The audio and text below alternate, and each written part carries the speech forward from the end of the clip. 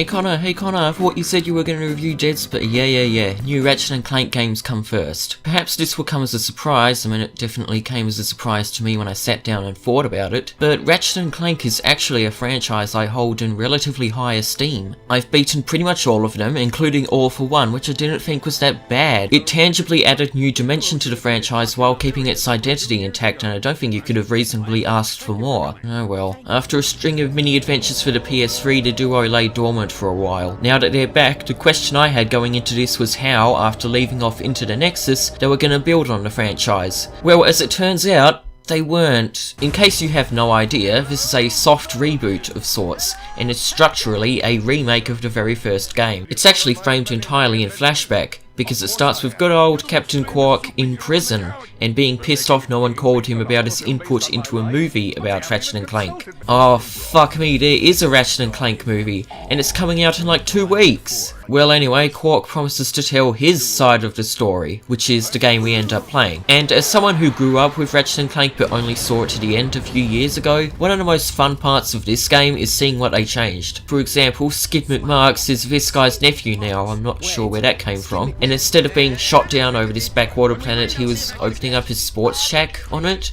Not to put too fine a point on it, but why? The biggest difference story-wise is that Ratchet is actively hunting for adventure by the time it's thrust upon him. The first level is going through a trial to enter the Galactic Rangers, being rejected, and then Clank falls out of the sky and your adventure to stop Chairman Drek begins. There are a few more deviations, like a few more sub-villains, and Quark not betraying you until way later, but Ratchet fighting alongside the Rangers for most of the game is the most pressing difference. So although a lot of memorable set pieces from the original return, they're usually in vastly different contexts. There's an obstacle course, but no Helga. There's a big owl, but they make a point of saying he'll do it for free this time. Lots of changes under the hood, but I'm okay with most of them because they tend to help with the pacing. This is still as varied, yet mechanically light, as the franchise has tended to be. So streamlining the set pieces into a more linear, digestible set makes the constant running around less aggravating, and the actual new level designs are good enough to feel as if they should have been there all along. Though Insomniac has also gone as far as to flat out remove some levels entirely. Remember that early level in the first game where Clank intimidates a lieutenant by doing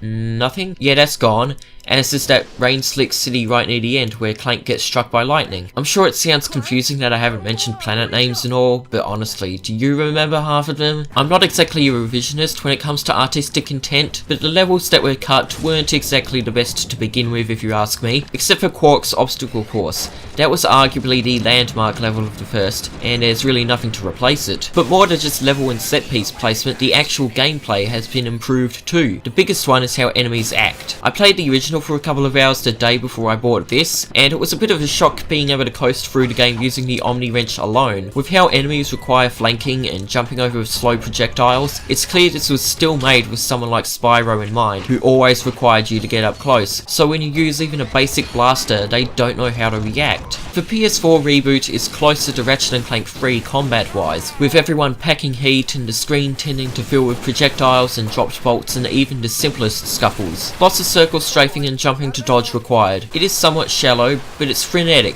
it's fast, and once you get 10 gold bolts you can make it even faster. The gusto of the gunplay is what keeps it engaging over the course of the game, alongside all the new weapons and leveling them up and upgrading them with rare titanium to make even bigger explosions. It's par for the course, but considering Ratchet & Clank has always been a looks-based franchise, I do have to stop and mention how much the graphics help this time around. Usually I don't talk about them because, well, this is a video review, the footage itself suffices. However, I feel it's sufficient to mention that this game is the first to visually impress me in a while. After coming off Xenoblade X, being told to expect vast open spaces and getting hit with severe local pop-in, I did not expect to love how this game looks this much. Nothing touches Until Dawn, but I want more games to look like this. There's been a wave of skepticism regarding the art style and how it seems to be tailor-made for the movie, which will likely just suck, and also that there's a 30 FPS cap, but I don't know what to say, I'm contented with what I have. So if this is just Ratchet & Clank 1, but better in every way, except for long jump and high jump, the game gets confused about which you want to do because it's one button now. What's the problem?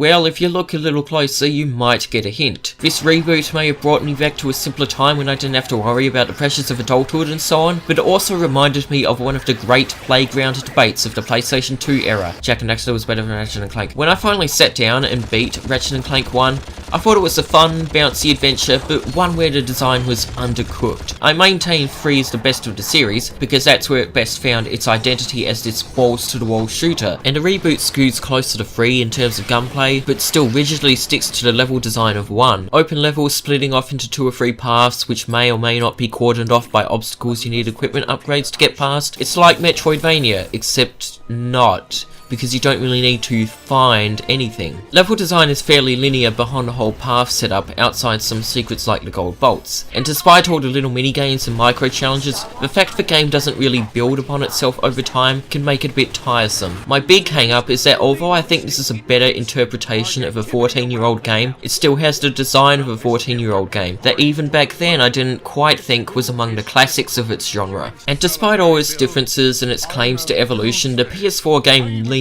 really hard on nostalgia. Doesn't anyone else find it weird that this plumber is known more for being a recurring character than for being an actual character? Every cutscene he's in across every game mentions deja vu. It's insane. The humour comes down to either nostalgic references to the old games or half-hearted attempts at juxtaposed black comedy. Outside of references to the upcoming movie at the start of the game, the writing feels strangely lifeless, and this sadly extends to the few major deviations it makes too. Now, I'm not sure when I got so critical as to pick apart the story of a Ratchet and Clank game, but here goes. The original had a way better narrative. I mentioned that Quark's betrayal doesn't happen until later this time around, but that means the crux of the mid-game story, where Ratchet feels active disdain towards Clank for being so gullible, just doesn't exist anymore. It was actually cool to see them hash out their differences and Ratchet try to run from his responsibilities because he feels everyone else is that antipathetic to his cause. You know, it was a character arc. In this game, the Galactic Rangers fail to stop a planet from exploding, and Ratchet blames himself and quits.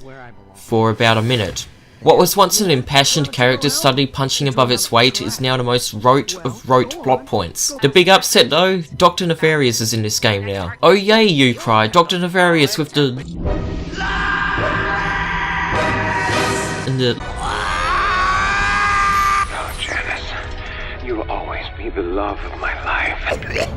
Well, you get the idea. Yeah, just throw those dreams to the side. His visual design is different, he didn't bring any of his old jokes along, and he doesn't even have half a vendetta against Quark this time. I'm not a purist, but if they weren't going to actually use Nefarious, why is he even here at all? I mean, he's closer to the Nefarious from the last Dream Theater album than from Ratchet and Clank, and his name was spelt like this. And continuing from that line of thinking, if Insomniac were going to play this fast and loose with their established canon, why did they remake this game at all? I know I just said that the first game had problems, but that doesn't mean it's really the sort of game that should be remade. Final Fantasy VII is getting a remake, and that makes way more sense because there are more underlying problems to fix. FF7 is a great story hampered by a legendarily bad translation and dated art and presentation. It is ripe for remaking. Ratchet and Clank, for all its problems, was aesthetically complete enough to stand on its own even when the HD remaster came out, and that this remake doesn't quite fix enough of its issues to make it obsolete, but also doesn't stand out enough on its own, does make me lament that they didn't just make a new game instead. Say what you want about the weird release schedule, but I liked every one of the PS3 games, including the much maligned last 3. Wiping the slate clean just kinda rubs me the wrong way. Am I being harsh? Probably. It's still a fun game, especially when you have the jetpack, and it's still varied enough to see you through to the end despite not being the most complex game on the PS4, but I think I'm being so judgmental because this is derived from a franchise I love, but not necessarily a game I love. Although it's considerably better than the first, it's not as bombastic as 3, it's not as refined as Tools of Destruction, it's not as grandiose as A Crack in Time, and it's not even as nostalgic as Into the Nexus. Fun enough, but not one of the series' finest hours. Still better than any of the Sly Cooper games though. God, Band of Thieves is one of the worst games I've beaten. And now that no one will take my opinions seriously anymore, I think I'll end this by saying that Only in Dreams is the worst song off the Blue Album by a mile. Well, I'm wasting time. You're probably looking at this and going, Cool title, what the hell is this? I mean, there's no way a developer just wouldn't explain the time travel elements at all, right? That'd be crazy. I'll stop. Sure, why not have two characters named Kaz in the same game? I'm sure they'll be as annoying as each other too. Alright, so just to start off with, because it seems like this is the deal breaker for a lot of people, no, I don't think the characterization is that bad. But yes, Chloe says Hella, and after that I think Gwen Stefani might stop suing Activision to take a crack at Don't Nod.